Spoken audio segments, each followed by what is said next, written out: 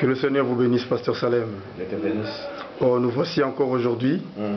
Oui, la fois passée, c'était très bien par rapport à l'introduction de cet enseignement que vous nous avez promis sur la sémence du serpent, bien qu'on n'a pas pu progresser par rapport à tout ça, mais vous nous avez quand même promis de nous expliquer, de nous prouver la sémence du serpent, qui était le serpent, qu'est-ce qui s'est passé au jardin d'Éden, avec les Écritures, la Bible à l'appui.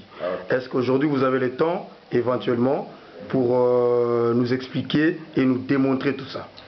Ok, que Dieu te bénisse. Amen. Bon, je vous avais promis, comme tu l'as rappelé, je voulais quand même, par cette occasion, quand même prouver, montrer par cette Bible, et ce que c'est que la sémence du serpent. Parce que je disais que Ève n'avait pas mangé une pomme, mais que c'était un acte sexuel. N'est-ce pas? Et que le serpent, parce que les gens se posent la question de dire, mais comment un serpent peut avoir des rapports sexuels avec une femme? Mais par cette Bible, la Bible montre que le serpent n'était pas un reptile, c'était un animal. N'est-ce pas? Et je vais déjà te montrer ici dans cette Bible-ci. Si on peut prendre donc Genèse chapitre 3. Mais je vais quand même d'abord lire le chapitre 2 à partir du verset 8. Il est dit ceci. Puis l'Éternel Dieu planta un jardin dans l'Éden, du côté de l'Orient, et y mit l'homme qu'il avait formé.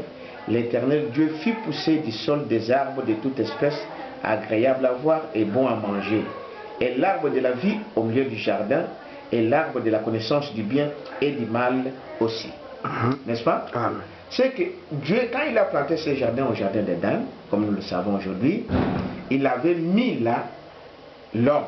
Mais quand l'homme était dans le jardin, il y avait l'arbre de vie qui était déjà dans le jardin d'Éden, et aussi l'arbre des connaissances du bien et du mal. Ok?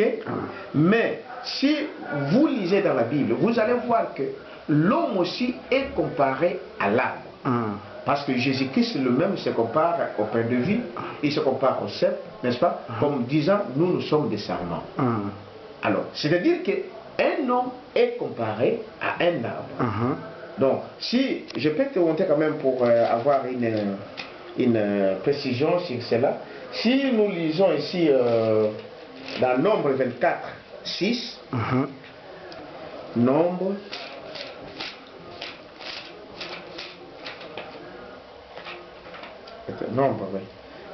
24,